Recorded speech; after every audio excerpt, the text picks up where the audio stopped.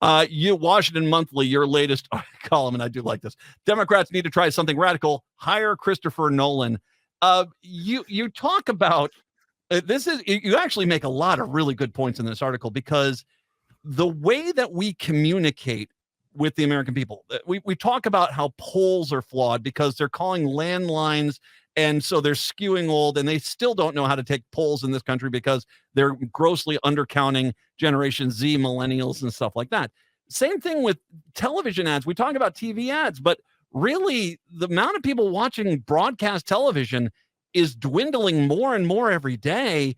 And so is it a really good investment for us to be spending a campaign to be spending their dollars on ads on broadcast television? That's exactly, I mean, that's the jumping off point. The way I think about it, honestly, is picture that you're a gladiator and you're about to go fight for your life. Because that's what's been set up in the 2024 election, right? This is a fight for American democracy. Look no further than the president of the United States, who says, that's it. This is the fight for the soul of the nation. This is our fight for survival. So you're a gladiator, you're heading into the arena, and they're like, hey, listen, your sword doesn't really work so much. And you don't really, we're not going to do a shield.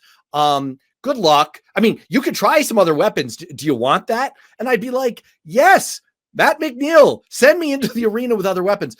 That your point is entirely correct. It's projected that we're going to spend in this country about $16 billion on the 2024 election. Democrats will spend about half of that, right? And over 70% is still spent on conventional 30-second television ads. And look, I was just talking up the president's, well, it's actually a 60-second ad about the flag. I think it's great. I think it's a great example of the highest elevation of the art form in the genre. But there is mounting evidence, strong, compelling evidence that our swords and our shields are broken. This is our principal weapon for saving the republic, for saving democracy. And we're going into it with broken weapons. There are academic studies. There's real world experience that says, 10, 15 years ago, when I was a campaign manager, when I was a congressional staffer, this stuff worked. We have evidence about that. But there's also mounting evidence that it really doesn't work so well anymore, especially with the voters that we most need to reach. And that should worry all of us. And you look at one of the things that's a problem is, and nothing against Iowa, great corn and pork chops, they're delicious. But in starting this in Iowa, where TV ads are still kind of more of a thing, it alienates a lot of the rest of the country, because it is, I'm not trying to be mean, but it is stepping back 20 years in technology, basically, and approaching how you approach the people out there. I mean, there are parts of that state which really don't still even have, good Wi-Fi or anything like that. So, cable television is still a thing. That's not a problem on the East Coast. That's not a problem on the West Coast or Texas or the Gulf Coast or most Chicago or Minneapolis. I mean, this is not a problem there. And so I think your point is there, and I want to address it in the two ways. Now, first, let's go back to your article. The idea of bringing in people and are you thinking about more full movies there that are, bringing in like a Christopher Nolan, bringing in these great storytellers from liberal Hollywood to basically go out there and put forward a much more integral and long form project? Yeah, I am. I would put that up on the board. What I would love to do is I'd like to grab Jeffrey Katzenberg, Steven Spielberg, Christopher Nolan, Greta Gerwig, Jordan Peele. I'd like to grab all of the, liberal Hollywood. It's a thing, right? It's for real. I'd like to take all those people. You ever do a keg party in college where you put the key to the door under the keg? No one leaves until the keg's empty. I'd like to put these people into a keg party room and say, you don't come out until you've come up with 20 creative ideas for web series, docudramas, full-length movies, reality TV shows, whatever it is. This is the greatest untapped resource of the Democratic Party, is this wealth of the most creative storytelling talent on earth. Instead of spending $1 billion to try and do traditional ads, do you realize that Christopher Nolan got people to spend $1 billion on him? They paid him to watch his movie, which was about physics and congressional hearings. These people know how to tell compelling stories, and television ads. Look, let me leave your listeners with one thought. Television ads are broken because there are two things we know for a certainty. There's a quiet crisis in the ad industry. Madison Avenue is really worried right now because people hate ads and they have the technology to skip them. You know what else people hate these days? Politics. And what people hate most of all is political ads. And so let's not do more of them. We should do some. I'm not saying go cold turkey, but let's try some other stuff with the greatest untapped resources the Dems have.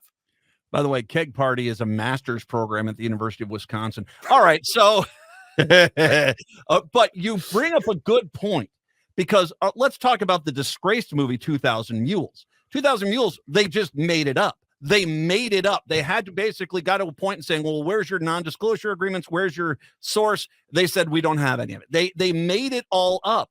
But if you talk to Republicans today, they think that that is ironclad truth, that this has all been, and that was the point. They know their most fervent followers who are all going to show up to vote. It doesn't matter what the truth is. They had a shiny, glitzy, look like a well-produced piece of media, and they went with it. And I'm not saying we should lie in our things. Absolutely not. But at the same time, it shows you the impact that something like that can have.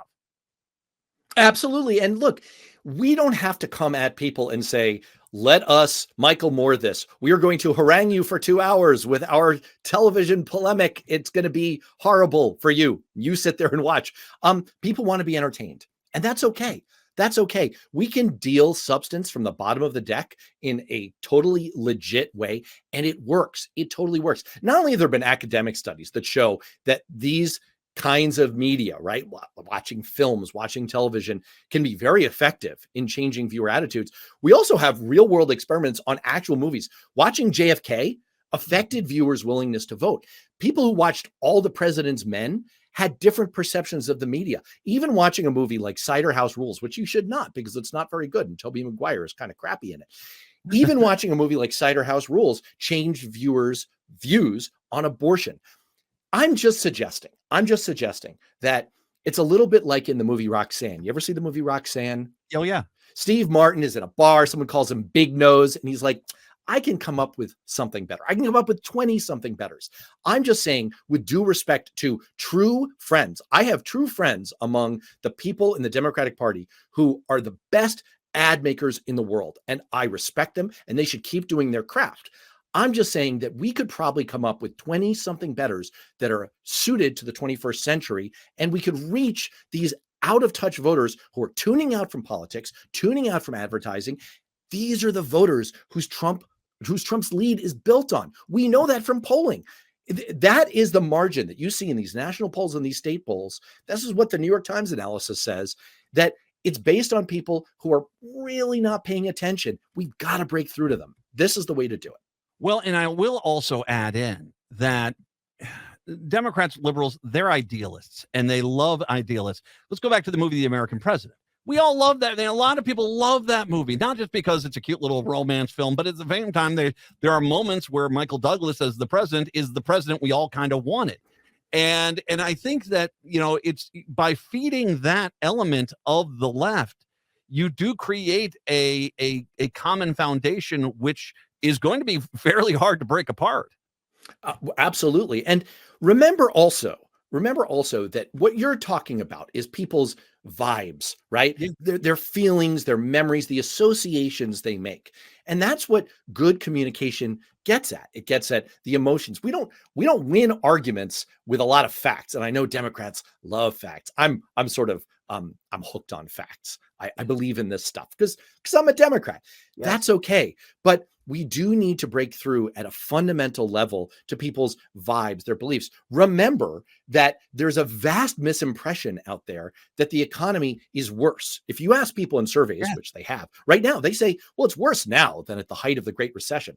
Well, that is clearly not true, but it is the way they feel. And we need to tell an effective story that reminds people, hey, you know what happened here? Do you remember COVID? Do you remember how Trump completely botched the response to COVID and sank us into this flaming car heading off a cliff? And how Joe Biden has been dragging us back, like reversing the tape on Thelma and Louise for the last 3 years? Like, there is a great story that we have to tell here, but we have to find an effective way to tell it. It is a little bit too late, though, to get Hollywood. I mean, they could probably produce something. I mean, I think De Niro would love to. They could probably produce something that would be, you could get out maybe in a half-hour format for, But once again, it's that would be still on a television or kind of a streaming service, maybe a YouTube. But at the same time, it would kind of miss the point. I mean, I think it's kind of too late for this election cycle to do what you're suggesting, which I don't think is a bad idea at all. Is it though? Okay. Can I suggest to you Steven Soderbergh, who went to shooting all of his movies as experiments on iPhones, quick production? Like, my 11-year-old makes amazing iMovies and they look great. I'm just saying that the technological barriers, not so much there. You have streamers aching for content, and you have the biggest names in Hollywood who know how to pick up the phone and say, we're going to do this project, and get sympathetic ears on the other end of the line. I think if there were a will to do it and there was cash behind it, I think it could get done. I think you could pull it off in a couple of months. Reality TV shows, short films. I gave the example, BMW did a web series on YouTube, very successful, about a dozen years ago, featuring the actor Clive Owen, where it's essentially a long ad for BMW, but it's just wrapped in a spy drama, right? They put that together on the cheap and fast. I think it's doable. All right. The American know-how, American can do. Come on, man. Wave the flag. I'm not against that idea. I wonder if we'd have to get working on it now. It would definitely have to be something that yes. So,